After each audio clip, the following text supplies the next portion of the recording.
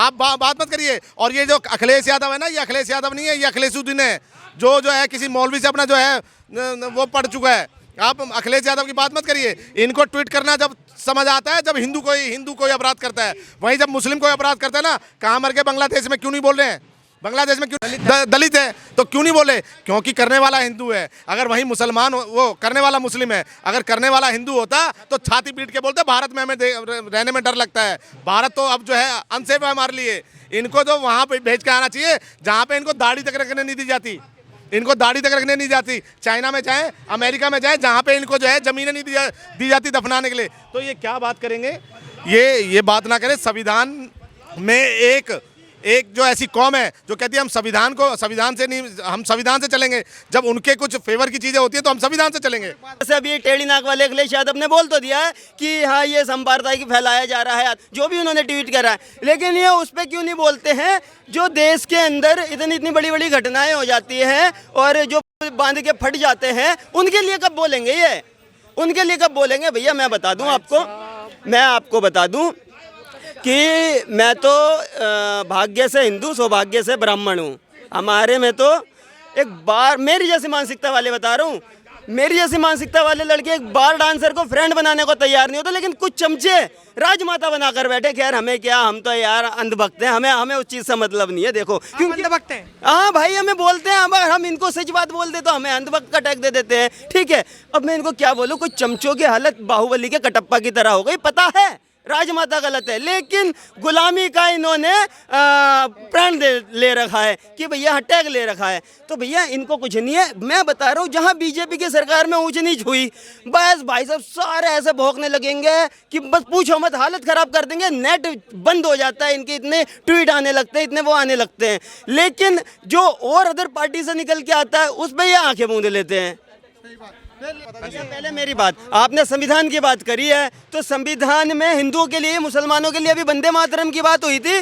तो जिस मुसलमान से आप पूछ लो उसका छूटते ही सवाल होता है जबरदस्ती बुलवाओगे तो नहीं बोलूंगा। अबे तुझसे पूछ रहे हैं कि वंदे मातरम बोल सकते हो, छूटते ही जवाब है जबरदस्ती बुलवाओगे। बोल भी नहीं रहा और कह रहे जबरदस्ती। पहली बात। और संविधान की उभेलना कब हुई थी? पहली बार जब उसमें से हमारे देवी देवताओं के चित्र थे उसमें से हटा दिए गए थे। संविधान की पहली उभेलना तो जब ही हो गई थी कि भाई संविधान ये सिर्फ हिंदुओं के लिए। जिस तरीके से मर्द और नादा में एक अध्ययन होता है ना, नर और मादा में एक अध्ययन होता है जिसे हर समाज बोलते हैं, ठीक है, लेकिन एक धर्म और अधर्मी के एक बीच और होता है, सेकुलर होता है। तो समझ रहे हो, ये सेकुलर वर्ड जो घुसेड़ दिया गया है ना, ये भाई संविधान की सबसे बड़ी उभेलना है। तो संविधान के हिसाब से सिर्फ हिंदू चल रहा है। और जो अगर हिंदू उल्टा सीधा कुछ ऐसा हो भी जाता है किसी के हाथ, तो हिंदू पे सबसे पहले कार्रवाई होती है। एक मुसलमान मेरे को बताइए, मुसलमान मान कौन रहा है? बताओ, एक मुसलमान नहीं मान रहा। जिससे आप पूछ लो, तमाम वीडियो आपने रिपोर्टिंग करी है यार, मैंने आपके चैनल पे बहुत देखी है कि हमारे लिए तो पहले कुरान है, शरीयत है। तो भाई संविधान सिर्फ हिंदुओं के लिए है। और जो जाति पाति बांटने का काम करते हैं, चंद्रशेखर रावण जैसे, अभी मैं इनके लिए क्या बोलूं, पहले ही बहुत बार बोल चुका हूं, ये आए दिन दलितों के नेता बनते हैं, लेकिन जब दलितों की हो जाती है तो ये कहाँ चले जाते हैं। लेकिन इनका एक नारा है कि हमारी लड़ाई सिर्फ ब्राह्मणवाद से है, मुसलमान हमारा भाई है। लेकिन भैया एक बात मैं बता देता हूँ चंद्रशेखर रावण को आपके माध्यम से, जिस दिन ये आएंगे ना गोल टोपी लंबी दाढ़ी ऊंचे पजामे वाले, तो आपको आपकी जाति देखकर नहीं मार, ये सिर्फ देखकर आपके माथे पे टीका है या हाथ में कलावा है, तू हिंदू तो नहीं है, तू सनातनी तो नहीं है, ये सिर्फ ये देखकर। कि अभी बांग्लादेश में जो हुआ, अभी दीपू चंद्र दास के बाद भी कई लोगों के उसके डर में पिंकी चौधरी जी के लोगों ने तलवारें बांटी सेल्फ डिफेंस के लिए।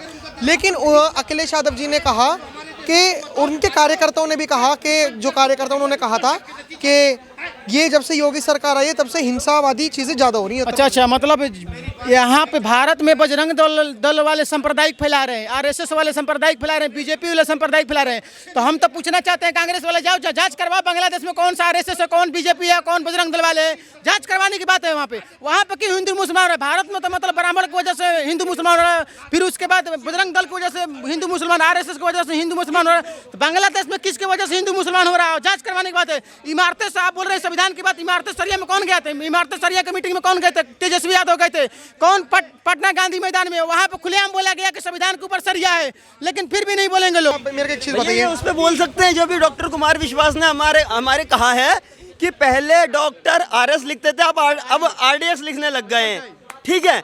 तो पहले डॉक्टर आरएस लिखते थे, आज आरडीएस लिखने लग गए, लेकिन उस पर किसी भी विपक्ष के नीच नेता का एक ट्वीट नहीं आता है। जैसे अभी टेढ़ी नाक वाले अखिलेश यादव ने बोल तो दिया है कि हाँ ये संप्रदाय फैलाया जा रहा है, जो भी उन्होंने ट्वीट करा है, लेकिन ये उस पर क्यों नहीं बोलते हैं जो देश के अंदर इतनी बड़ी बड़ी घटनाएं हो जाती हैं और जो बांध के फट जाते हैं, उनके लिए कब बोलेंगे ये?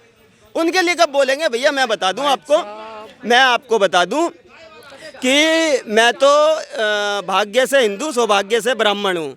हमारे में तो एक बार, मेरी जैसी मानसिकता वाले बता रहा हूँ, मेरी जैसी मानसिकता वाले लड़के एक बार डांसर को फ्रेंड बनाने को तैयार नहीं होते, लेकिन कुछ चमचे राजमाता बनाकर बैठे। खैर हमें क्या, हम तो यार अंधभक्त हैं, हमें उस चीज़ से मतलब नहीं है। देखो क्योंकि अंधभक्त हैं। हाँ भाई, हमें बोलते हैं, अगर हम इनको सच बात बोल दे तो हमें अंधभक्त का टैग दे देते हैं, ठीक है। अब मैं इनको क्या बोलूँ, कुछ चमचों की हालत बाहुबली के कटप्पा की तरह हो गई। पता है राजमाता गलत है, लेकिन गुलामी का इन्होंने प्राण ले रखा है कि भैया टैग ले रखा है। तो भैया इनको कुछ नहीं है। मैं बता रहा हूँ, जहाँ बीजेपी की सरकार में ऊंच नीच हुई, बस भाई साहब सारे ऐसे भौंकने लगेंगे कि बस पूछो मत, हालत खराब कर देंगे। नेट बंद हो जाता है, इनके इतने ट्वीट आने लगते हैं, इतने वो आने लगते हैं, लेकिन जो और अदर पार्टी से निकल के आता है उस पर ये आंखें मूंद लेते हैं। लेकिन एक बात बताइए भाई साहब, बांग्लादेश में हो रहा है, यहाँ पे लोग कह रहे हैं कि बांग्लादेश के मुसलमान अलग हैं और भारत के मुसलमान अलग हैं। फिलिस्तीन के कहाँ थे?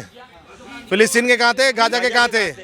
आप एक बात बताओ, आप देखिए, आप पत्रकार हैं, तो आप देखिए उनको सही मत बोलिए। हर एक बना जो है ना गलत है, सांपों की प्रजाति गलत है, मगर सांप को कटवा के नहीं देखते हैं। नहीं। और सुनिए मेरी बात, जो संविधान हमें नपुंसक बनाता ना, उसमें संविधान में ये भी चीज़ बोलता हूँ कि ये भी चीज़ें लिखवानी चाहिए कि हम दो तो हमारे दो, हम दो तो सबके दो। ऐसा ना हो कि वो 70 और सबके हाथ में ईंट पत्थर वाली बात नहीं है। ये तो तैयारी करके बैठे हैं। आप जिस तरह से पिंकी चौधरी भैया पे आज आपने जो है एलिगेशन लगा के FIR करके 6 लोगों को जो गिरफ्तार किया, तो मैं तो कहता हूँ कि आप एक बारी जो है उनके मस्जिदों और मदरसों में एक बारी जाँच बैठाओ ना। अगर वहां से अगर चीज निकलेगी तो उसका जिम्मेदार कौन होगा?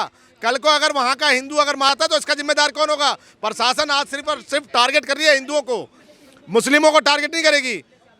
हाँ जी, तो एक बात बताइए, हिंदुओं को जो टारगेट करने की बात कर रहे हो, ऐसे कौन हिंदुओं को टारगेट कर सकता है? यूनाइटेड नेशन के क्या किया बताओ? तलवार बांटे। आप एक बात बताओ, तलवार बांटी है, तलवार बिक्री क्यों रही है? फिर तलवार जो बिक रही है और जगह दुकानों में जो बिक रही है, वो तलवारें क्यों बिक रही हैं?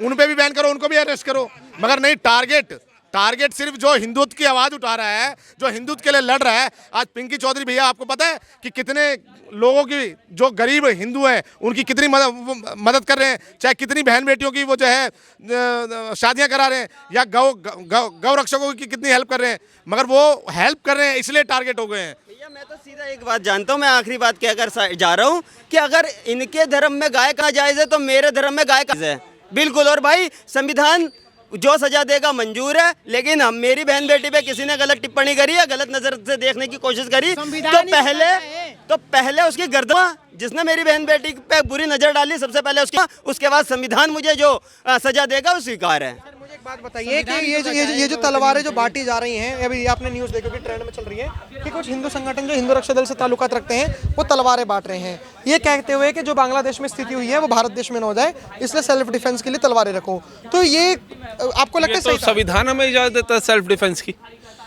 अब बताइए, दूसरे जो हैं वो तलवारें लेकर के आएंगे, दहाड़े लेकर के आएंगे, और हमारे ही बंदों जैसे कन्हैया लाल को हमने देखा था, उसकी निर्मम हत्या थी। अगर शायद उस समय उसके पास कोई मौजूद होता अपनी सेल्फ डिफेंस के लिए, सेफ्टी के लिए, तो शायद वो बचाव कर सकता था। और रखना जुल्म नहीं है। और ये तलवार की कोई धारें नहीं लगी हुई हैं। रामलीला के दिनों में हमारे घरों में तलवारें आती थी, रावण के काम की सेना के अंदर ये तलवारें हमारे घरों में पड़ी होती थी। क्या उन्होंने धारें लगा करके बांटी? उन्होंने ये बोला है, उन्होंने तो कहा अपनी सेफ्टी के लिए रखो। सरकारें भी रखती हैं ना, सरकारों के जो सेफ्टी सिक्योरिटी लेकर के चलते हैं उनके पास होता है ना, किस लिए होता है? कि नेता की सुरक्षा करनी है। नेता की सुरक्षा जरूरी है तो क्या आम जनमानस की सुरक्षा जरूरी नहीं है? वो सेल्फ डिफेंस में क्यों नहीं रह सकता? और अगर कोई ऐसा पिंकी चौधरी जी जैसा कोई व्यक्ति ये चीजें कर रहा है, वो क्यों कर रहे हैं? आज सबसे पहले वजह यह कि आज क्यों जरूरत पड़ी पिंकी चौधरी को ये तलवारें बांटने की, ये मुद्दा होना चाहिए। जब हम देख रहे हैं रातों रात मुर्शिदाबाद से 1000 हिंदू परिवारों को भगा दिया जाता है, उनकी बहन बेटियों को कर दिए जाते हैं, लेकिन इस भारत देश के अंदर, आजाद भारत देश के अंदर कोई चूं तक नहीं करता। उन परिवारों को दोबारा बसाने की जगह बाबरी की नींव रख दी जाती है। सरकारें चुप रहती है, विपक्ष चुप रहता है और ये लिबरल चुप रहते हैं।